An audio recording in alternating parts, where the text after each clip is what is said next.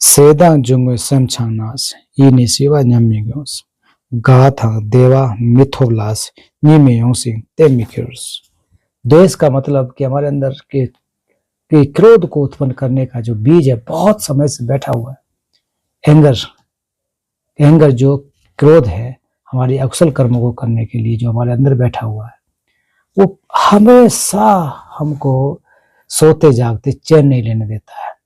हृदय में द्वेष का कांटा मतलब हृदय में जो हृदय हम लोग किसके लिए करना चाहिए, करुणा मैत्री इत्यादि को उत्पन्न करने के लिए इस जो हृदय का कहने का मतलब हमारा माइंड, हृदय मतलब जो स्थूल रूप से हृदय उसकी बात नहीं कि हमारे अंदर जो माइंड है, जो हमारा चित्त है उसके अंदर द्वेष रूपी अगर कांटा हो, अगर हमारे अंदर एंगर हो, किसी के लिए ईर्ष्या की भावना हो, द्वेष की भावना हो, तो हमको मन में शांति नहीं मिल सकती। ये प्रैक्टिकल बात है, कहीं नहीं मिल सकती है और न सुख का अनुभव हो सकता है। हम लोग सुख के अनुभव प्राप्त करने के लिए क्या क्या नहीं करते, सुबह से लेकर के शाम तक बहुत कुछ करते हैं कि हमको सुख मिल जाए। दो प्रकार का सुख, मानसिक सुख और शारीरिक सुख। शारीरिक सुख कहीं मिल सकता है लेकिन मानसिक सुख की प्राप्ति करना उतना आसान नहीं होता। बस सारा का सारा चीजें बढ़िया हो, सब कुछ बढ़िया हो और एक सेकंड के लिए, एक क्षण के लिए मान लीजिए कोई हमको बुरी खबर मिल जाए, जिनसे हम बहुत ज्यादा प्रेम करते हैं, जिनसे बहुत ज्यादा हमारा लगाव है, जिनके प्रति हम बहुत ज्यादा एक प्रकार से प्रतिबद्ध हैं, उनके बारे में अगर कोई दुखद सूचना आ जाए कि वो नहीं रहे, तो उस समय की आपकी जो पार्टी है, जो आपका सुख है, जो आपका ध्यान है, वो सारा का सारा एक सेकंड में नष्ट हो जाता है। क्यों हो जाता है कि चित्त ही वो ऐसी चीज है जो सुख और दुख को अनुभव कर सकता है। शारीरिक रूप से थोड़े बहुत परिवर्तन हो सकते हैं लेकिन मानसिक रूप से सारा का सारा अगर हम अपनी अवस्था को देखें सब कुछ खराब हो जाता है। तो ऐसे में कि ना तो शांति मिलेगी, अगर हमारे अंदर क्रोध हो, उस समय क्रोध हो तो उस समय क्या हालात बनते हैं वो हम लोग समझ सकते हैं।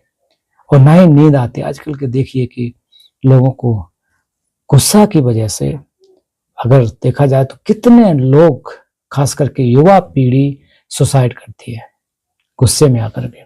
थोड़ी सा अगर उनका हित न हो पाया तो थोड़ी सी चीजों को लेकर के जो कि सुसाइडल रेट है आप देखें कितना ज्यादा है।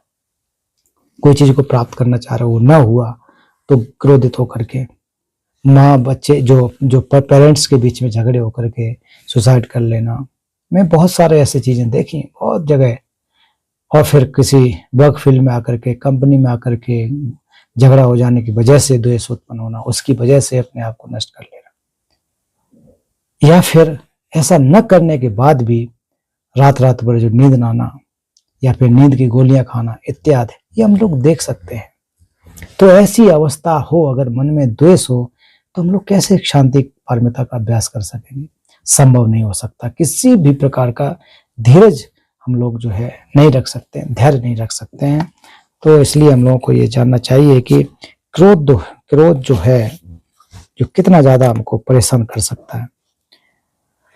और ये जो है हानियां है, पहले से श्लोक आप देखेंगे 2-3 कि क्रोध के या द्वेष की किस प्रकार से हानि होती है, कितना ज्यादा हमको विचलित करता है। तो ऐसा नहीं है कि आप लोगों के लिए, हम सब के लिए नई बात हो, आज पहली बार इसको हम लोग सुन रहे हैं, ऐसा नहीं है। बहुत बार और हमारे जीवन में, अपने परिवार में, हर जगह ये चीज होती है। जब ऐसा हो तो उस समय हमें कोई भी पैसेंस, न धीरज रहता है, मतलब पैसेंस बिल्कुल नहीं रहता है। तो पैसेंस को नष्ट करने वाला कौन है? हमारा एंगर है। पैसेंस को, धैर्य को हम लोग अगर खो देते हैं तो वो किस वजह से खोते हैं? एंगर की वजह से। एंगर अगर जहां होगा, क्रोध जहां होगा, वो सारे के सारे हमारे जो धैर्य उसको खत्म कर सकता है। तो द्वेष के समान पाप नहीं है, क्षमा के समान तप नहीं। हम कितना भी जो कि कह रहे हैं कि तप, जो क्षमा अगर कर सके तो उसके समान कोई तपस्या नहीं है, कोई साधना नहीं है, कोई विपස්සना नहीं है। हम लोग 10 दिन के बाद कोर्स करने जाए कि हम सब ध्यान कर रहे हैं, घर आकर के फिर जाकर के द्वेष ही द्वेष है। तो I think wastage of time, wastage of money.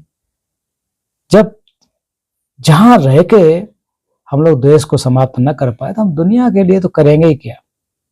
जो आसपास है, जो बिल्कुल जिनका आमना सामना हमारे सामने रहता, उनको अगर हम माफ न कर पाए, उनके प्रति अगर हम देश खत्म न कर पाए, तो हम आई थिंक तपस्या या फिर ध्यान या जो हम लोग अभी क्लास कर रहे हैं, इससे कोई लाभ नहीं है। सबसे पहले तो अपने पर्यावरण को अच्छा बनाना, पर्यावरण के बाद समाज, मोहल्ला या फिर हमारे पड़ोस के बाद जो समाज, उसको धीरे धीरे अगर लेकर के जाएंगे तभी संभव हो सकेगा, अन्यथा कोई तप नहीं। इसलिए कह रहे हैं कि विभिन्न प्रकार के यत्नों से क्षमा भावना करनी चाहिए, मतलब धैर्य का अभ्यास करना चाहिए। क्रोध ऐसा है कि जो हमारे हर समय साथ रहता है। अगर मान लीजिए मैं दिल्ली चला जाऊं तब भी मेरा क्रोध साथ जाएगा, मुंबई चला जाऊं, दुनिया की बेस्ट जगह पर चला जाऊं तो ये क्रोध साथ जाएगा ही। ये धर्मशाला छोड़ के मैं नहीं जा सकता इसको, क्योंकि हमारे चित्त के अंदर घर कर करके बिगिनिंग लेक्स टाइम से उत्पन्न हुआ है। कुछ लोगों को देखा होता है बहुत क्रोधी होते हैं, तो ये उनका जो क्रोध है कैसा ऐसे ही आ गया हो, अभी से आ गया हो, नहीं है। ये पूरे के पूरे हमारे पूर्व जन्म से आए हुए उसके इम्प्रिंट्स की वजह से इसको एक ट्रिगर चाहिए, जैसे ही ट्रिगर होता है वो उत्पन्न हो जाता है। और कुछ लोग बिल्कुल शांत रहते हैं, उनको कोई फर्क नहीं पड़ता। क्यों? कि उनके पुण्यों के अकोमुलेशन से, पुण्यों का संचय किया हुआ है। कहते हैं कोई बच्चा रही ये बचपन से ही बहुत शांत स्वभाव का है, और उसी माँ उसी बाप के बच्चे, एक एग्रेसिव एक बहुत शांत स्वभाव, तो दोनों को या तो एग्रेसिव होना चाहिए, दोनों को शांत स्वभाव होना चाहिए। क्यों? कर्मों की वजह से, कर्मों के मतलब उनके पुण्य का कितना प्रबल जो उसके ऊपर छाप है उसकी वजह से होता है। तो खैर ये चीजें हमको जानना पड़ेगा। भगवान बुद्ध के दर्शन का जो कर्म फल है वो निश्चित रूप से ये किस प्रकार से संचय होकर के आगे चित्त में संतति होती रहती है।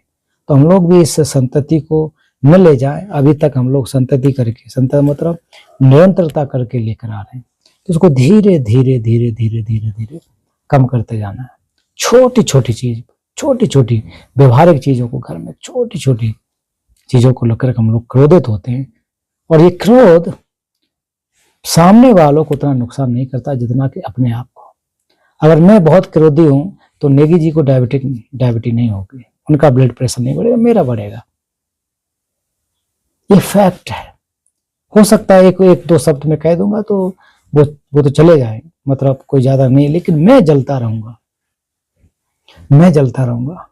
और क्रोध वैसे है कि जैसे जो कि राख के अंदर छुपा हुआ धधकता कोयला जो होता है ना, एकदम आग धधकता हुआ राख के अंदर, और बाहर से तो लगता है कि इसमें कोई भी वो के हीट नहीं है, गर्मी नहीं है, लेकिन जैसे उसमें पैर पड़ता है उसमें तुरंत से हम लोग जल जाते हैं, हाथ या पैर जो भी हो। उसी प्रकार से जो हमारे अंदर का द्वेष है वो बाहरी रूप से नहीं दिखता, लेकिन जैसे ही उसको एक मोमेंट मिला, जैसे ही उसको एक हेतु मिला, वैसे ही बहुत एक प्रकार से तीव्र रूप से उत्पन्न होकर के हमारे पूरे मानसिक संतुलन को बिगाड़ देता है, वाचिक संतुलन को बिगाड़ देता है, और हमारे कायिक संतुलन को बिगाड़ देता है। केवल एंगर, ये चित्त नहीं है, ये चैतसिक है। चैतसिक के अंदर अगर आप मेंटल फैक्टर के बारे में जब जानेंगे, मेंटल फैक्टर है जो चित्त की हमेशा आसपास रहने वाला होता है, हमेशा साथ चलता है। तो इसको हमको दूर करना पड़ेगा, दूर भगाना पड़ेगा, तभी आकर के ठीक हो सकता है।